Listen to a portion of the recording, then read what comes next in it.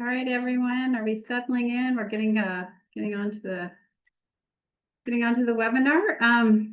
We are so excited today to be starting the webinar series, the Community Navigator webinar series here at IANTA. Today we're going to be doing the top 10 tips for grant seeking. I'm your moderator this morning. Good morning to everyone. Thank you for joining us. And I wanted to also thank the U.S. Forest Service for supporting this program. See you next slide, please. Okay, just a little bit about IANTA. For more than 26 years, the American Indian Alaska Native Tourism Association, or IANTA, has served as the only national organization dedicated to advancing cultural heritage tourism in Native nations and communities across the United States.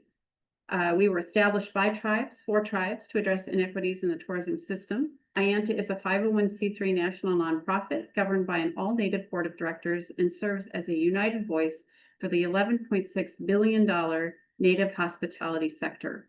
IANTA's mission is to define, introduce, grow, and sustain American Indigenous tourism that honors traditions and values while helping Native-led businesses and tribal enterprises to become market and export ready for domestic and international markets. Native nations and communities that are looking to start or expand their cultural tourism footprint can find resources at ianta.org, and visitors interested in learning more about Native culture can visit nativeamerica.travel. This presentation will synthesize what our guests from the grant plant have learned from over 2 decades in the business.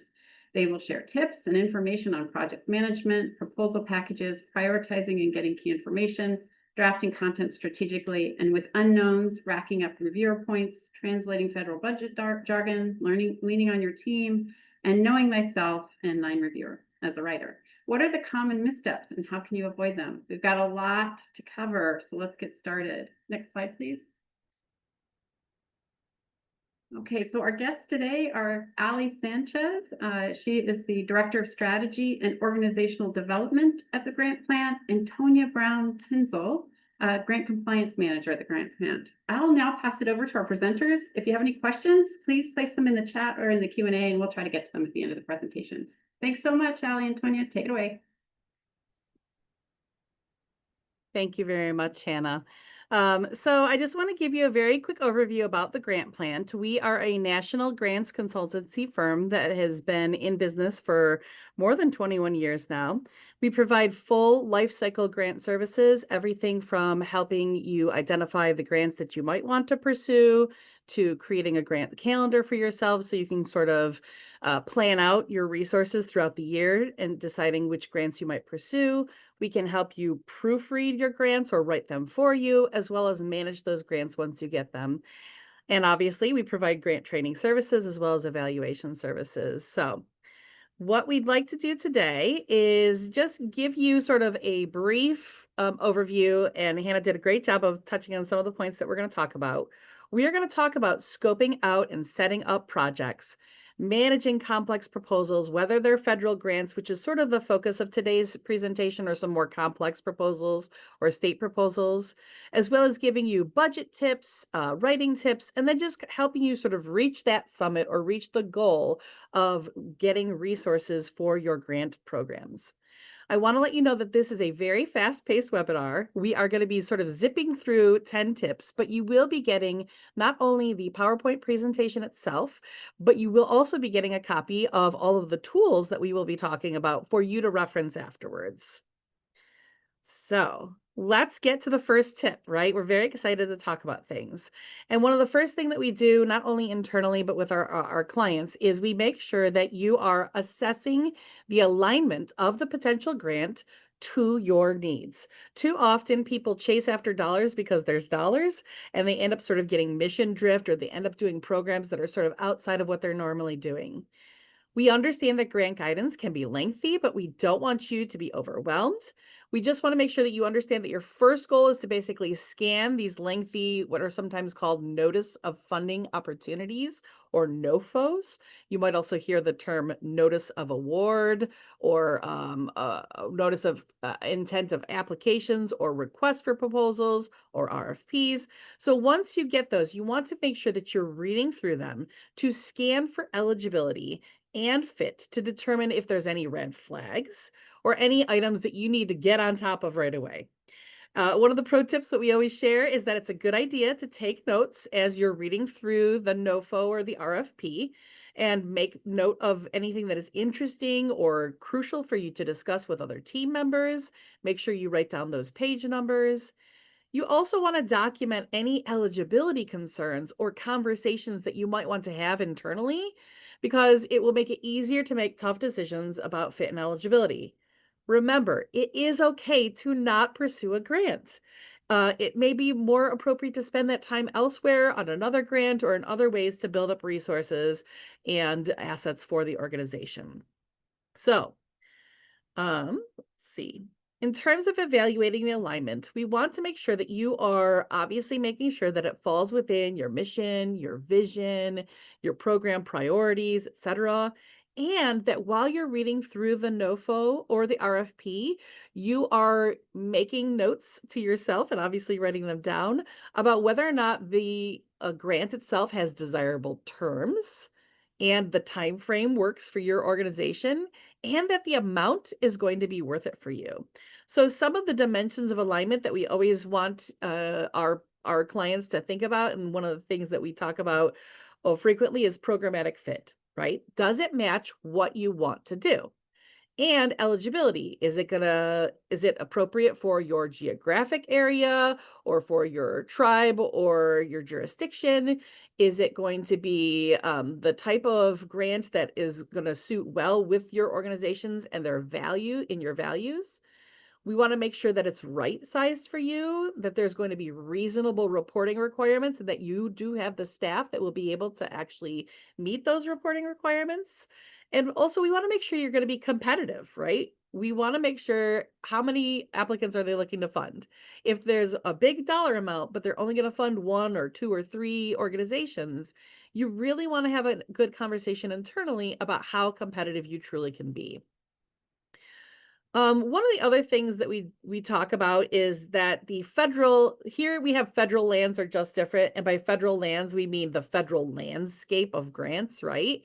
And so one of the things that we talk about in that is that grants themselves can be very different depending on the funders that are funding it, right? Government grants, funding, and accountability mechanisms and scale mean that federal grants are unique and they're very difficult and very time consuming.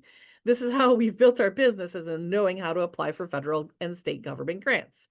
But don't be intimidated, right? Government grants utilize many of the same skills that you already know from writing foundational grants. And once you sort of understand the quirks and the sort of idiosyncrasies of federal grants, you may even come to appreciate them. I'm going to be honest, I'm one of those people that loves writing federal grants. So, federal grants offer unique opportunities for your storytelling and your research, as well as being able to demonstrate the impact that large scale funding can have and making a transformational difference for the communities that you serve. So, in terms of moving from foundation to federal grants, most of the differences that we see in government grant application processes compared to foundational grant processes are due to the unique structural features of these funding streams, right? So, a major difference is that the government dollars are public dollars, ultimately accountable to taxpayers, versus maybe a private family that has invested in a family foundation, or maybe a community foundation has to answer to that specific community. This means that the application review processes and the award oversight is extremely rigorous and a little bit formulaic. There is less sort of, we like these people, we want to fund them, and more, did they meet the rubric, right?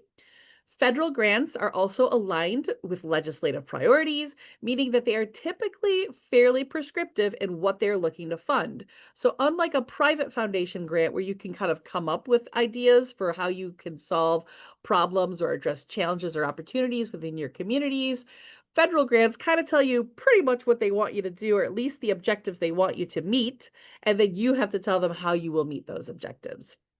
Now, excitingly, government grants are typically larger than foundation grants in terms of the dollar amount and also often tend to be longer in time frame. So most private foundation grants are 1 year. You're excited when you get a multi-year grant, right? But with federal grants, it's not unusual at all to have a 3 or even 5 year time frame. This means greater potential for impact, and it also allows you sort of bigger picture, longer term thinking that could really be fruitful to you and the communities that you serve. The federal application processes are also unique. Say goodbye to the traditional question and answer format text boxes that you get in foundation grants. Instead, federal grant applications are guided by instructions, and then the writer typically has the freedom to craft grant applications guided by those instructions. But you also have to make sure that you are doing typical sections that they're telling you to, or that you're hitting certain points within the evaluation criteria. The level of detail provided in federal grant guidance means that perhaps even more than foundation grants, excuse me, that federal grants are what we call figure outable, right? Following instructions is half the battle in federal grants. So we want you to refer to the grant funder types resource that we will link at the bottom, and you'll see a little bit more of this a little bit later. Our second tip for you is to make sure that you're understanding the grant that you are looking at and considering, the topography, right? What does it take to win this grant? Now that you understand some of the unique qualities of federal grants, we're going to dive into this, right? So, we call this the sweet spot, right? Reading the land. You want to create a short list, or sometimes we do diagrams, we'll do wheel diagrams, spokes diagrams, sometimes we'll do Venn diagrams of the major musts or must-haves for winning the grant, right? I want you to look for these during the reading of the Notice of Funding Opportunity, or NOFO. There's usually going to be a spot in there about how the grants themselves are going to be scored or evaluated or assessed. There may even be a rubric, or the criteria is written out in those questions, right? So while you're reading those things, I want to make sure that you are focusing your internal conversations, whether it's just you writing and you're talking to your boss or your coworker, or perhaps you have a grants team. You want to make sure that you understand what is the federal grant looking for in terms of the grant purpose, or the very complex grant that you might be working on. What is the grant's required activities? Sometimes they prescribe them, sometimes they don't. What is the scoring emphasis? And you especially want to look to see if there are priority points that you might get if you do some sort of specific thing, or if you meet a specific eligibility criteria. And obviously, you want to talk about what will make you more competitive, right? So, taking a step back, you want to ask yourself, what does a winning application look like for this funding opportunity?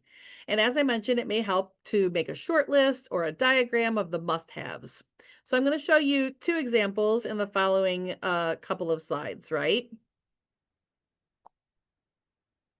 So this is just sort of a generic Venn diagram. I'll show you a specific one from a grant that Allie, I think, worked on.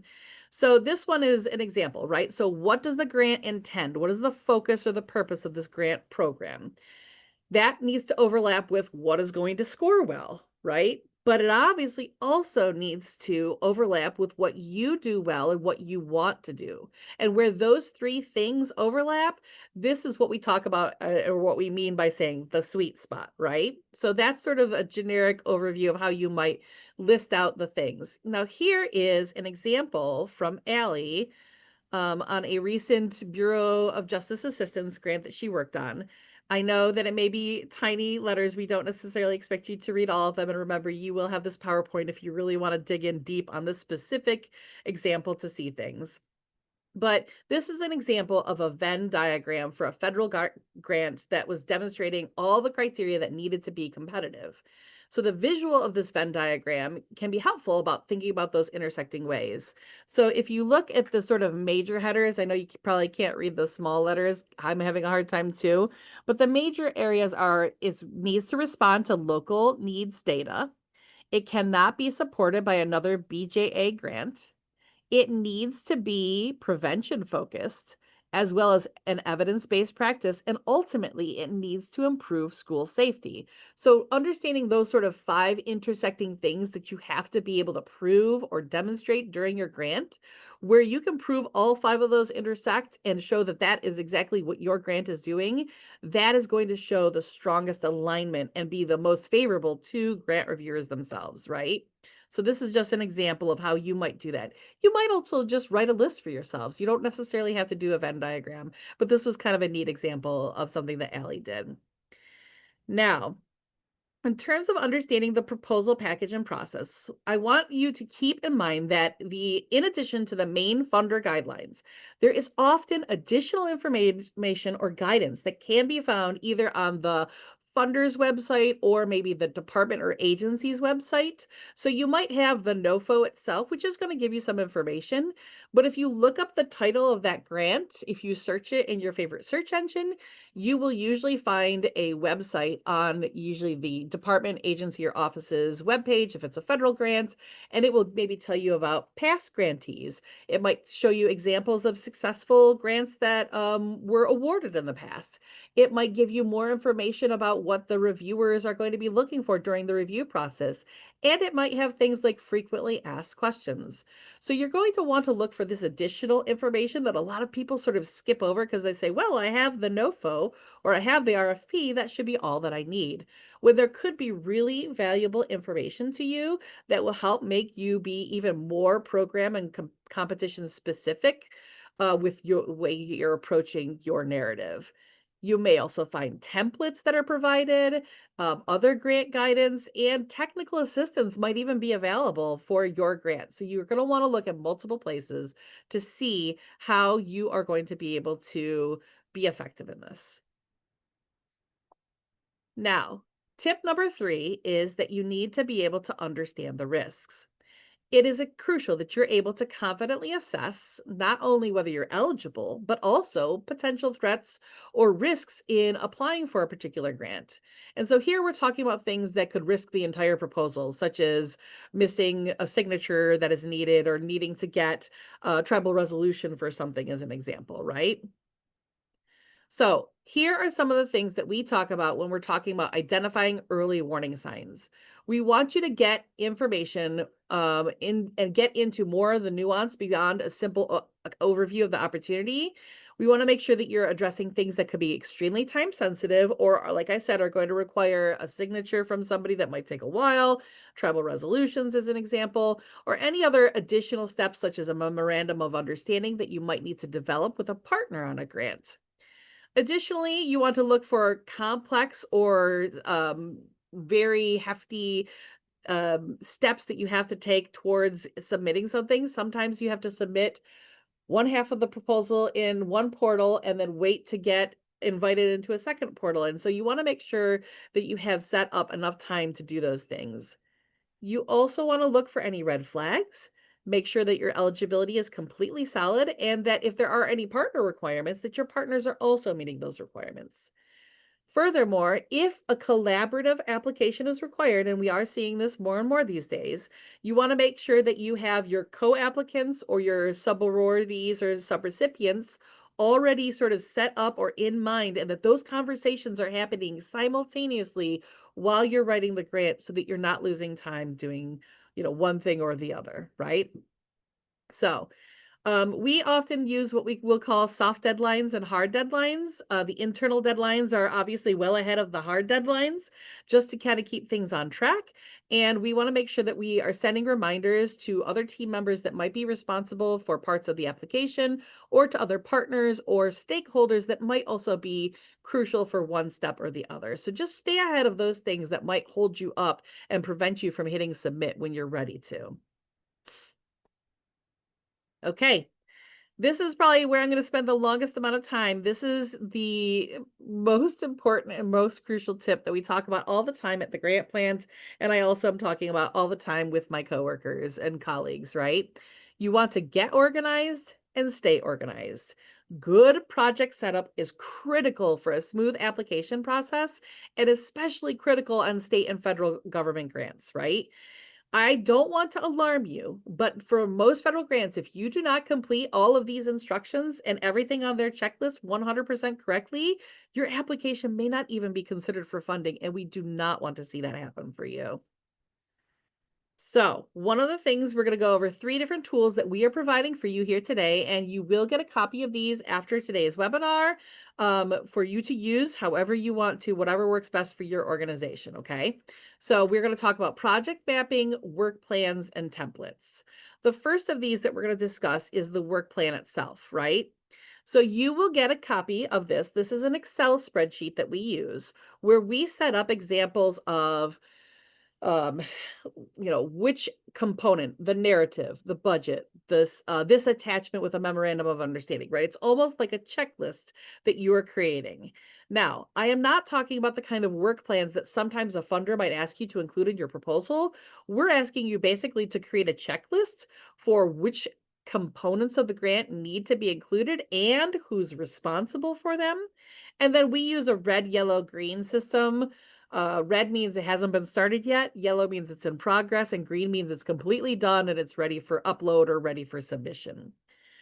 Now, for federal grants, you're going to want to confirm that your entity is registered with the U.S. Government Systems for Award Management, or SAM.gov, and you're going to want to make sure that your SAM.gov registration is not going to expire during the time that you're trying to apply for this grant, right? As it can take several weeks and up to a couple of months to resolve that. Now, the columns, as I mentioned, will have descriptions, lead persons. You could include information like whether or not there's a page limit. And we always suggest that you try to sequence the work plan to match the layout in the application package or the order in which the evaluators might be evaluating thing, because it makes sort of your quality control process a lot easier, and it's much more likely you will spot something that is missing if you include it in the same order that it's either included in the NOFO, the RFP, or that is dictated in terms of how the evaluators themselves. And our next session will be about those federal registrations, FYI. So Allie might talk about that a little bit later. Finally, the work plan is a good place to note any formatting and naming conventions required by the funder so you don't forget when it comes time for submission. I have seen federal grants that have actually been declined because those things were not followed. And we never, never want you to put that much time into something like this and not be able to follow through on the formatting requirements. So we love this quotation. You should sit in nature for 20 minutes a day. Unless you're busy, then you should sit for an hour, right? Um, Next slide is that the templates, and we will give you an example of a template in a Word document. You understand that this is just an example of how we might have done one for one grant. Every grant is going to be very different in terms of the sections or subsections or headers. So read the NOFOs. Don't just take our templates as is, but you can kind of see what we do internally with our Word documents every time we are getting ready to set up to start writing for a narrative. Okay. So the newer and more complex grants, the federal grants, those who are newer to them are often surprised by the level of detail that we put into these templates or that are required in the narratives themselves. And these templates are really meant to be a one-stop shop for sort of laying out what you must include. And you might even put little notes about the evaluation criteria itself, as well as any other structure, instructions, review criteria, etc. We encourage you to go beyond the instructions, and you might even write bullet points while you're setting up the template of crucial case building points that you want to make sure you include in your grant application, the narrative itself, because that will make sure they don't get forgotten along the way. By having all this in your actual document, you are able to plan what you will write. You will write more responsive content. And then you can check against the information that you've written against what the funder guidance is telling you need. And you can make sure key information does not get missed. The last tool that I want to talk about is our project map. You can see an example of this. Again, you will get this. I think we have this in either Word or PDF format for you to be able to fill out. This is a project setup tool you may or may not use. The other two I would absolutely use every single time. This one is maybe more so if you're not entirely sure what you're going to do for your grant and you need a little bit of time to sort of build it out, right? This will give you the who, what, where, when, why. It will help you sort of think through some of these questions. And we just find it to be an incredibly useful tool, especially if either you're not entirely sure what you're doing and what we call you're building the plane while you're flying it, or if you have a lot of partners that you really need to make sure are all on the same page for things. All right. And the last tip that I'm going to share with you before I turn it over to Allie is we want to make sure that you are engaging others. One of our favorite quotations is from Robin Wall Kimmerer from Braiding Sweetgrass, and it is that each person, human or no, is bound to every other in a reciprocal relationship. Just as all beings have a duty to me, I have a duty to them, right? So, in terms of this, we want to make sure that you are engaging everybody that could be critical to success in this project. You want to set up a grant team. And I know so many of us, trust me, I have been sort of a one person shop at many of my previous engagements and previous jobs. But you remember, maybe have an executive director, you have a governor, you have an advisory board or a board of directors or some kind of council, or you have your elders. Bring in those that you feel could really help support you on this. It's great to bring in new ideas, use that work plan and see how you can divvy up some of the work. Make sure there is at least one person, or is one person, I should say, that is in the lead and is in charge and will ultimately make all final decisions and will be the person that submits. Don't split up. I recommend against splitting up too much of the narrative of a grant application. But if you do so, make sure that there is one person that will do the final review on all parts to make sure the parts are cohesive. And obviously, a good basic group will have a lead grant writer. Letters of support could be a good example. Very good. Like, who's going to write them? Who's going to be the person going out to get those signatures? Who's going to be the person that's going to follow up on that? So for that reason, we often recommend that you do a project manager role. For large projects, we typically designate a project manager to assist the lead writer, and so they're actually separate from them. So we've got one person who's making sure to monitor all the moving parts, and then one other person who can solely focus on the writing. If you don't have that luxury, then you might ask for somebody to assist you in keeping you honest, like an accountability partner, right? Like, did I get everything before I'm ready to submit? And then you can focus on the writing. And the last tip we have for you in terms of engaging is that you should make sure that you are hosting a kickoff meeting. If you have a project manager, have them do it. Kick it off with the project team, the grant team, or any other stakeholders you feel need to be there to get on the same page about preferred communication, about what exactly you are going to be applying for. And you want to make sure that everyone understands what they're responsible for, which includes assigning out tasks that you can assign in that work plan. So now I'm going to go ahead and turn things over to Allie, and she is going to start with our next tip.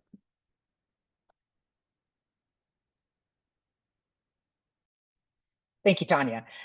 So one of the things I used to say in trainings was that old real estate adage of what's the secret to real estate: location, location, location. And mine was really more so directions, directions, directions. From being on grant review panels, it was sort of surprising to me every time how few people actually hit all of the directions and requirements. So just doing that and keeping track of that means you're probably going to have a leg up on a lot of the applicants.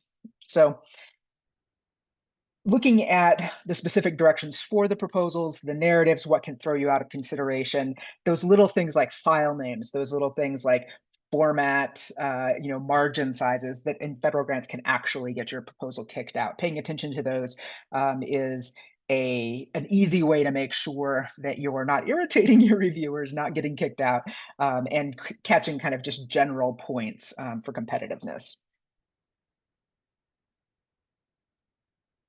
Oh, the advancing isn't working. Sherry, can you ensure? There we go. Okay. we talked a little bit about those areas of guidance, but for the instructions, again, you want to be checking in those RFPs or NOFAs, the general guidance, and the review criteria may contain some buried ones. And then the formatting, length limitations, that sort of thing, always running things to PDF, that sort of thing. So those are the sorts of things we want to make sure of. And anything that's an authorized representative, whether it's within a portal and they're requiring certain people to sign off on things, or stuff like letters or assurances and certifications, those types of attachments. Another one that is almost always true is everything's going to take longer than you think. So with grants, it's a good tip in life, but especially with grant processes. Most humans are designed to be overly optimistic. We think about the time when something went very smoothly in terms of how long it'll take us to write that grant or to draft that letter of support or to do that budget. So think more about adding 25% or 50% to the time that you think you're going to take, and that's going to be closer. And that's also why we talk, and Tanya talked about this, about the out aheads, the danger zones or risk areas where you maybe have to rely on third persons, and or as Howard mentioned, of letters of support. A good chunk of people will get them in on time, but there's always going to be people that are going to need a little more support and where things are going to push toward that deadline. So there's always going to be things taking longer, and assume there's going to be a set of those towards the end, especially for these complex federal grants.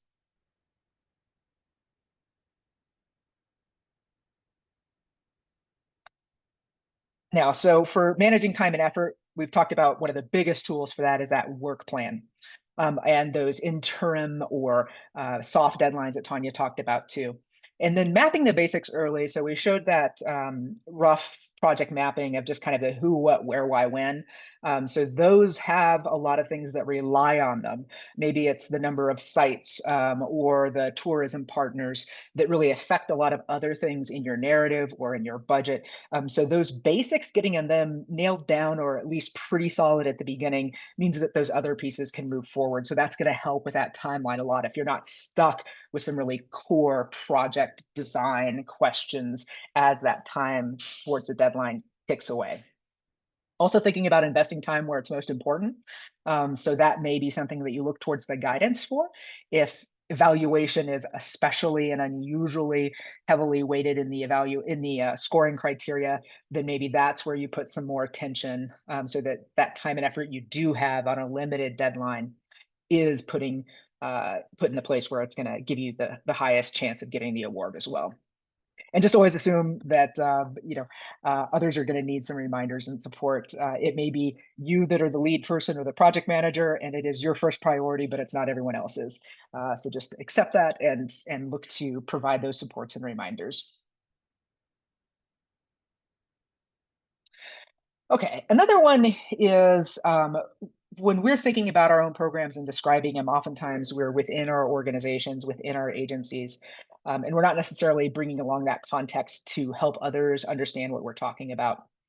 As a reviewer, I've seen this a lot where I don't necessarily have context on the agency, or if we're writing federal grants, they may not understand the place we're from, the state, the region, the tribe. So there needs to be some extra detail provided to get a sense of what's critical, at least to understand our approach, what we're doing, that sort of thing. Also, in that line, not using jargon. We don't assume our readers are going to know acronyms or jargon within our industry. So we want to make sure to explain those sorts of things.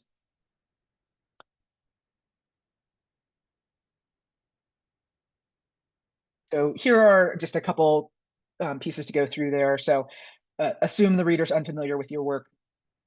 Also think that through to the end of the narrative, they should be able to understand or picture what your program is.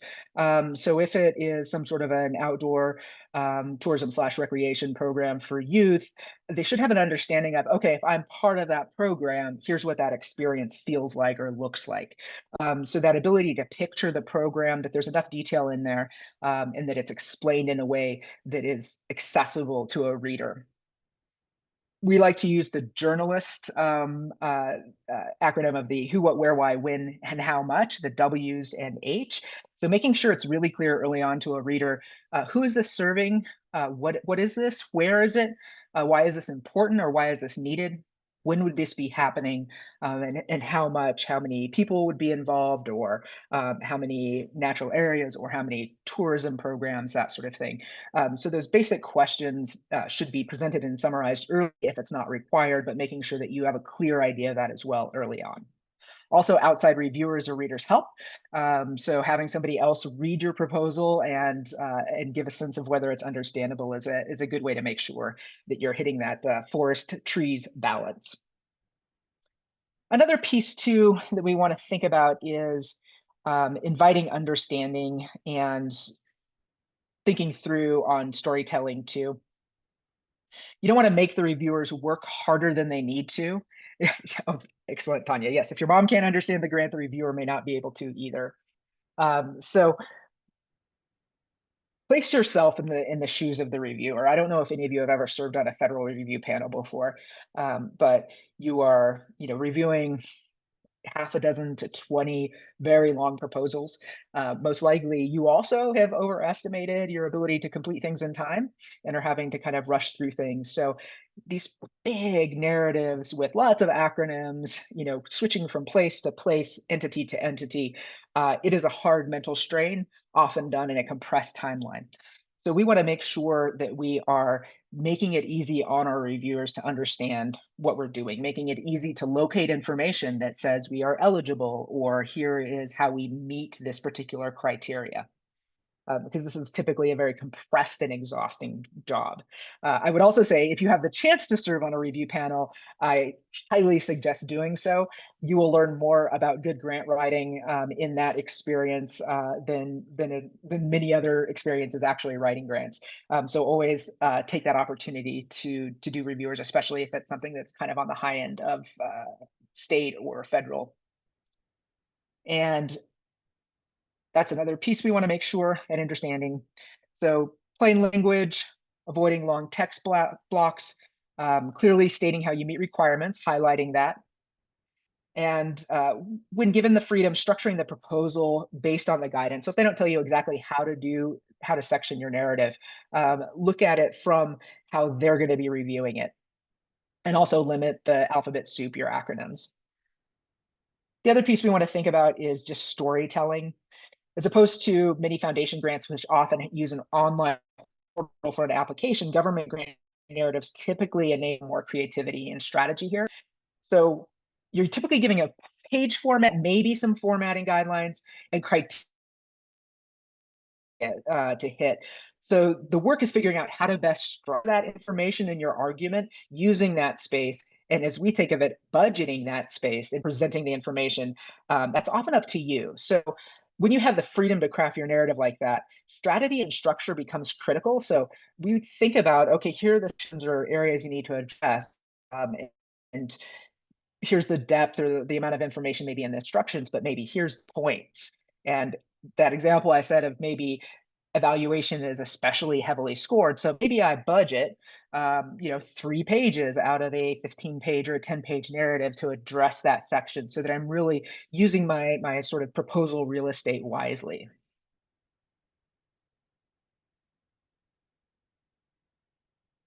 Now, attending to detail and submitting.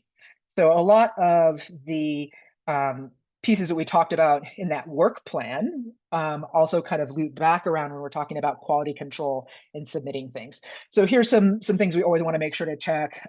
Format and length.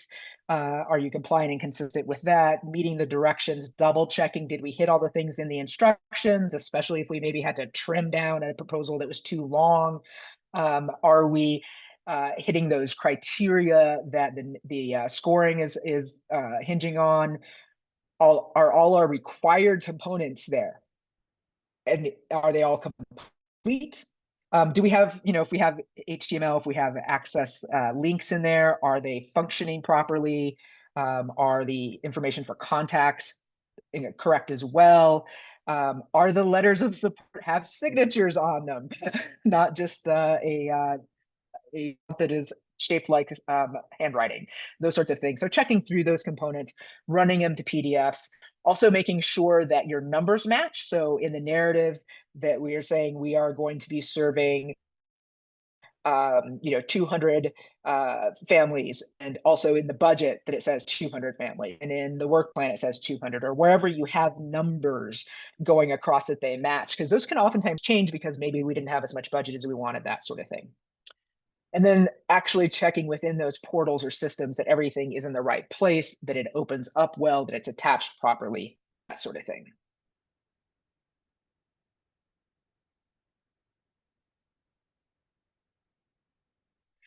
Okay, now there's not always enough time to make sure everything is perfect. So the way we think through things, really crunched for time, and there's not enough time or not enough remaining calendar to nail everything exactly how we want. First, going to think for federal grants at least, is it complete? All requirements? Is it compliant? That we're meeting wired format, length, et cetera, et cetera. And then getting to, is it competitive? When we look at the scoring criteria, do we think we're going to do well? And then finally, compelling, in as much as we have time allowable to, that we're telling an engaging story and getting people to care.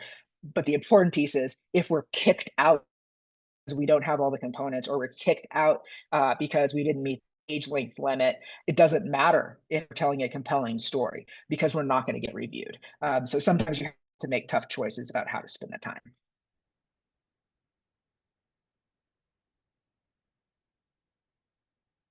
Oh, that's not advancing. Okay, so to open it up for questions, we want to think about good orienteering and paying attention to the landscape for this journey, front loading what we need to. Whoops, sorry, it did finally catch up. And making sure that every team member has a shared understanding of what this looks like. We want to have good tools and prepare well, using project management tools to keep on track and to understand what the assignment basically. And we want to be, as grant writers, think of ourselves as both trail guides and pace setters. So to succeed, we need to understand our own strengths, what we and others are bringing to the table, and how that's going to work together. I apologize, it is now advancing, catching up on advancing. So those are kind of the takeaways: the landscape and orienteering, the preparation, using good tools, stay organized, and then thinking of our both guides and pace setters to be able to get those things done. Now, we have some additional resources for you all. We've mentioned a few of those. We also have some upcoming trainings. The next one is going to be on those registrations and federal grant systems. Also, we are offering a few upcoming registration or trainings, including grant prospecting using free tools, so finding out where to get funding. 3-part series starting tomorrow, and I'll be running that. And then we have in August, Better Ask Permission, Not Forgiveness, doing grant change requirements. So especially for federals, especially as things might be changing a lot, being able to navigate those changes by official requests, that sort of thing. As well as we have monitoring your burn rate. So grant spending, which we find in as much as grant overspending, it's almost underspending, and keeping your spending on track that sometimes is as much of a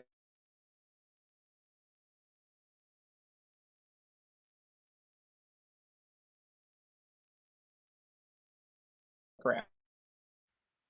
So that'll be specific to that. And then Tanya will be doing in October an in-person here,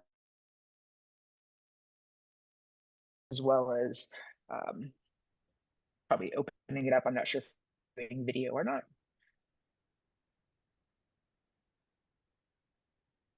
Ellie, we had a little bit of a skip there towards the end of your presentation, but thankfully we'll be able to provide some of the tools. I did want to jump into Q&A. There was a question early on about letters of support, and I'm wondering if we could back up just a second and talk about explain the what and why of letters of support. It's not in every application, obviously, but why do they matter, and how do we think about letters of support when we're doing a grant application or responding to a NOFO? I'll jump in here because I know that Allie's having a little bit of connectivity. We apologize. Most of Albuquerque is actually out right now. So, letters of support are the way that you can demonstrate that your community, your intended beneficiaries, and maybe other stakeholders within the community itself that aren't necessarily going to be beneficiaries, but could see the benefit and impact that it might have to your communities or intended constituents. Those letters of support are supposed to demonstrate not only community support for the need for the attempt at addressing it, but also for the credibility of your organization. And so whenever I write a letter of support or I help or an organization write a letter of support for somebody else, I make sure to include three things. The first is there is a need, right? You also want to make sure that the letters of support are maybe echoing, aligning. They're not going to say exactly the same, but they're going to talk about the actual need for the grant being implemented in the intended communities to be served. The second is that this solution will work and why you know it's going to work. Maybe it's evidence-based, maybe it's something you've already been doing on a smaller pilot scale. Maybe it's been working in another community and you feel it would be applicable in your own communities.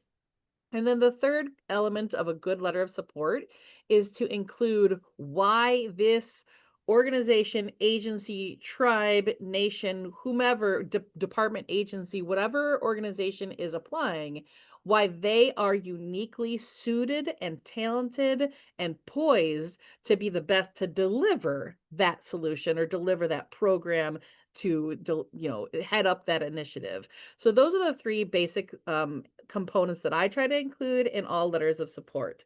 And I see Howard says, can you talk about a match of funding, job in kind, how the matches work? Okay, so I just want to make sure, Hannah, did everybody feel like I answered that question about the letter of support? And Allie, is there anything you want to add on that before we jump onto the other great question about matches?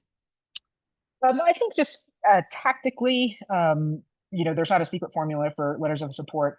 At the very least, creating a template that includes the grant number, the information or instructions that are required by the grantor, and then probably some leading language of in brackets, insert here why you are interested in this Right. grant, insert here why you're gonna what you're gonna contribute, that sort of thing. Even if you're not drafting or helping with the writing, that can really help people get started if they've got a kind of a plug and play version of the letter. And letters of support can also kind of serve as a reference point, right? You could say, we have worked with this organization in the past. They've done tremendous work. We loved what we saw. We're looking forward to seeing more.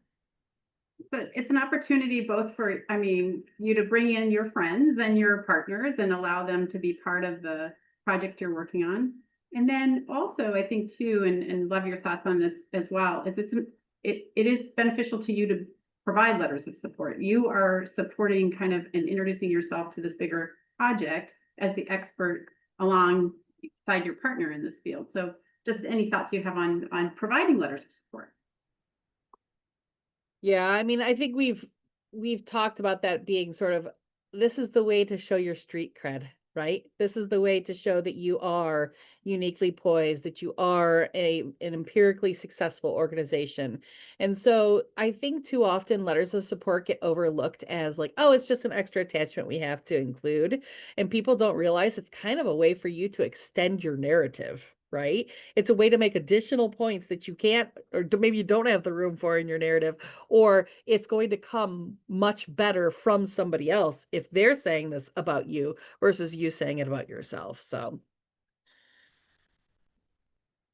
alrighty. So are we ready to move to that next question, Hannah, about the matches? And I'll repeat it. Yeah, and then there's another in the chat or the Q&A as well. So Great. Okay. Thank you. Okay. So the question looks like, can you just talk about sort of match funding and how it works, both cash and in kind?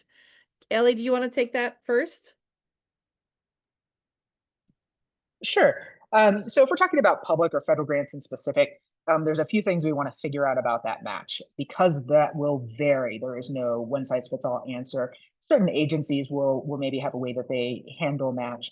But in general, it's usually either a percentage or dollar for dollar, phrased one way or the other. So there's a specific amount that you're supposed to provide either yourselves as an agency or by non-federal other partners. So that can be foundations, or it can be other people you work with, so supporters or people involved in the project. When we're talking about in-kind, it's the value of non-monetary things. So that could be volunteer time, supplies, that sort of thing, versus cash match, quote unquote, which is either money, like a check, foundation gives you money, or, you know, like your internal operational budget, or we'll pay for half of this person's salary. So that would be cash match as well. When it comes to federal grants, we want to understand what at the proposal period are they requiring? Does it have to be demonstrated and documented as committed to the project? Typically for federal grants, it can't be federal money, and it has to be for the same purposes as the project that you're proposing, and it has to be provided with and for the same period. If there's a disconnect in that overlap, then you'd really only be able to do the part that overlaps there. So with match, often there's also tribal specific allowances to not have to meet the federal match that can be requested. I think these usually will have to be done ahead of time though. So you might be able to get an exemption on match.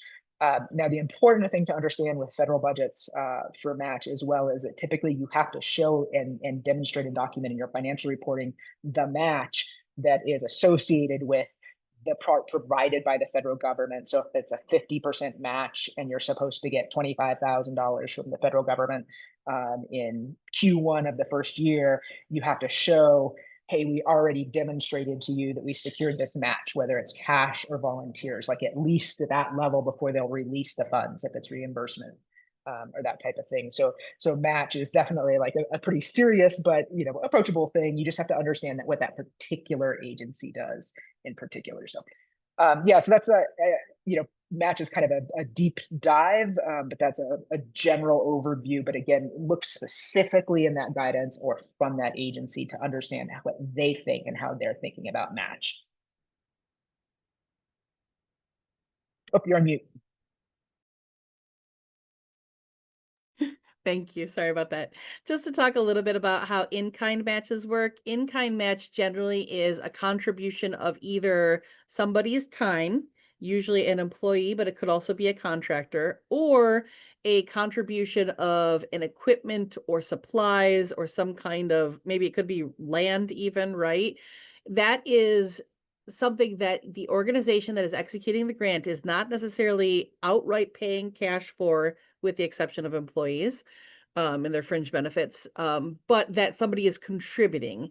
And the way you can evaluate those matches is either based on, if it's an employee, and this is the only exception where actual cash does get exchanged, the organization is paying an employee for their time and usually paying their fringe benefits. You would calculate how much of their time are they spending. If it's 10%, then you would take 10% of their salary during that time. If you're doing a contractor, there are some websites, and we will try to get the links for those websites to Hannah and Sherry to distribute to you all. But there are some great websites that you can use to try to sort of evaluate, like if we have somebody come in and do some plumbing work for us, or if we have somebody that comes in and helps with some installation of some things, but they're willing to do it for free, how much should we evaluate their time at? That would be an example of some in-kind match that might apply on a project. Would it work with reduced cost? Like, so for example, if someone says, I will do this for you, but I won't charge you my full rate. Yes. So that discount or that reduced cost can be applied as a match. Yep, that's a great question. And a caveat for the federal scenario, they're a little bit more picky about things. So if it's somebody that's like, we provide a 20% discount to all, whatever in-state or something like that, that gets you into a little bit of a gray zone. Things like say, oh, we've got this in-kind meeting space. Well, if it's a community center that always offers that to community purposes, that is no longer, at least at the federal level, what they would consider eligible in-kind. Philanthropic sector is a lot more loose generally, but and similarly, the valuation of things, like if it's an accountant, but he is just raking things, that is general labor. You cannot charge the accountant's cost. You need to charge what you would pay somebody to do that in particular. Right. So the feds have some higher bars or very specific stuff when it comes to how you value in-kind. So it looks like we have one last question in the Q&A that I'll read for us, and it's a doozy. Cricket, I understand why you're asking this question. It says, with so many organizations having federal grants canceled or frozen, asking for a friend, do you have any tips for approaching these applications under new leadership? Is it even worth it to apply? So the answer is yes. It may still be worth it to apply. This is an entire discussion, right, about the values of your organization. And so there may be things about what the grant is now doing that no longer align with the mission or the values of your organization. And you may decide we are not going to go for any federal grants under this administration. However, understand that all grants actually are governed by statutes, legislative statutes, for what needs to be included and what those grant funds should be going for. And so I would encourage you all to read those grant statutes, no matter how laborious and boring it can be, because when you read those statutes, it will tell you what those funds should go for. And that is where you can draw the most parallels and the most alignment with what you're hoping to do, and try to stay a little bit out of politics in terms of what they are now telling you they're going to try to include. They can't just include things if it's not in the statute itself. Now, I know that this is a hot topic, right? I understand that this could be a whole hour, 2, 3, 4 itself, right? But that's a very quick answer to that. And Cricket asked a follow-up, how do I access those statutes? So usually in the notice of funding opportunity, or the RFP, it will say this grant is made eligible or made available under section 2, blah, blah, blah, blah, blah, right? Or whatever the section is. Look for that legislation and then search for it in your favorite search engine. And then there are multiple sites that will pop up the actual legislation. Now I'm going to give a very quick example. This is actually on the reporting end because, as you know, I'm a grant compliance manager. I have a client who was doing an NSF grant, and the NSF grant was all kinds of DEI, right? And the only way that they can get their next disbursement is to put in a report. So they were very worried when we went to go put in the report, because we had to report that we were doing DEI. That was what the grant was for. So we were worried when we put it in that this administration would then say, sorry, you're doing DEI, and so therefore we're not going to fund you anymore.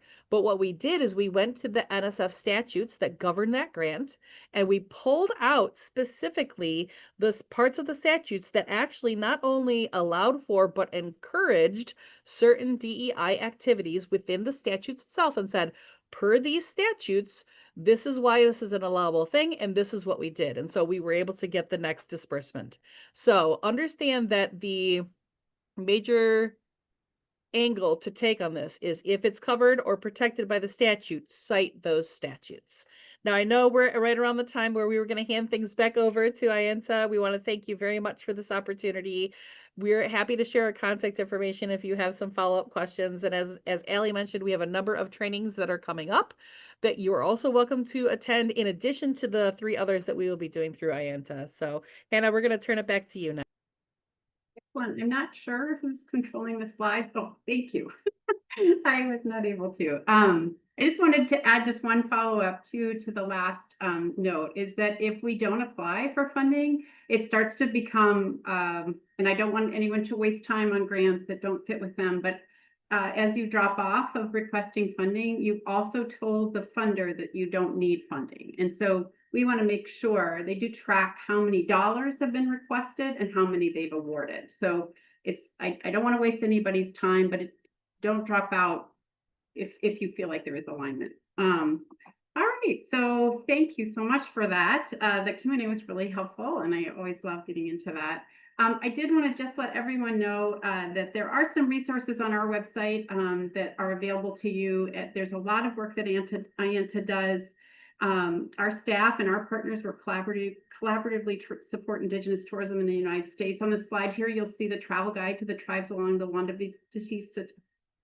Batista de Anza Trail. That is an amazing guide. It is free, and it is promoting travel, telling a native narrative for those landscapes. It also has a tribal placemaking map, which is by Dr. Margaret Pierce, which is so beautiful. So even if you are not planning on traveling there, it is well worth seeing the amazing placemaking map in that guide done by one of our staff in partnership with the trail and National Park Service.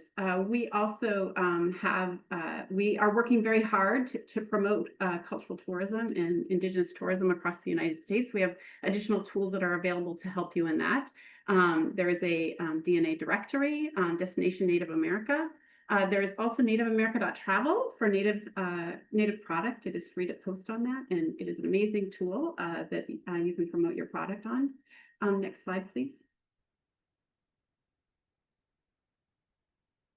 There's also some outward-facing materials that you can use to help promote your product, with visitors. So there's some different tools on our website. For example, the 15 cultural protocols to know before you go to visit native homelands in the U.S. This is a tool that you can utilize for giving out to visitors. There's also an additional Leave No Trace tool that we did in partnership with them that is helpful for creating your own tool on the cultural protocols for your own tribe and visiting your native nations and native lands. Next slide, please.